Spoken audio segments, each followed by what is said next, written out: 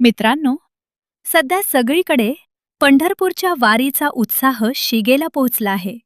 टाळ मृदंगाचा गजर आणि विठू नामाचा जयघोष करत लाखो वारकरी पंढरीच्या वाटेवर आहेत. आणि याच भक्तीच्या सागरात संपूर्ण महाराष्ट्राचे लाडके भाऊजी म्हणजेच आपले आदेश बांदेकर देखील अत्यंत तल्लीन होऊन सहभागी झाले आहेत.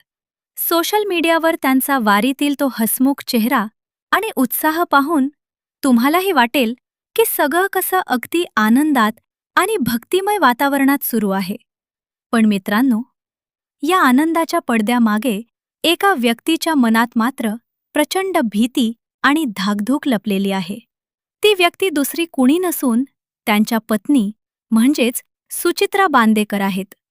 आता तुम्हाला नक्कीच प्रश्न पडला असेल की नवरा साक्षात विठुरायाच्या भेटीला निघाला असताना एका पत्नीच्या मनात एवढी भीती का असावी?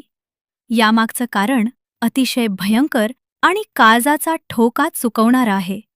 काही वर्षांपूर्वीची ती घटना सुचित्राताईंच्या मनातून अजूनही पुसली गेलेली नाही. जेव्हा आरोग्यासाठी प्यायलेल्या एका कडू दुधी भोपळ्याच्या ज्यूसनं आदेश बांदेकरांना थेट मृत्यूच्या दारात नेऊन मुलन उभं केलं होतं. त्या ज्यूसमुळे विषबाधा होऊन त्यांना थेट आयसीयूमध्ये मृत्यूशी झुंज द्यावी लागली होती.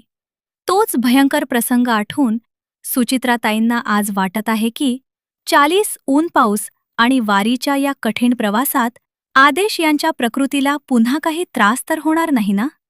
पण मित्रांनो, एका पत्नीच्या या रास्त काळजीवर मात करणारी एक अफाट ताकद त्यांच्याकडे आहे. आणि ती म्हणजे विठुरायावरची नितांत श्रद्धा.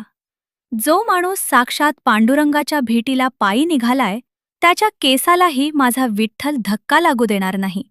या सुचित्राताईंच्या अढळ विश्वासामुळेच आज ही वारी निर्विघ्नपणे पार पडेल याची सर्वांनाच खात्री आहे.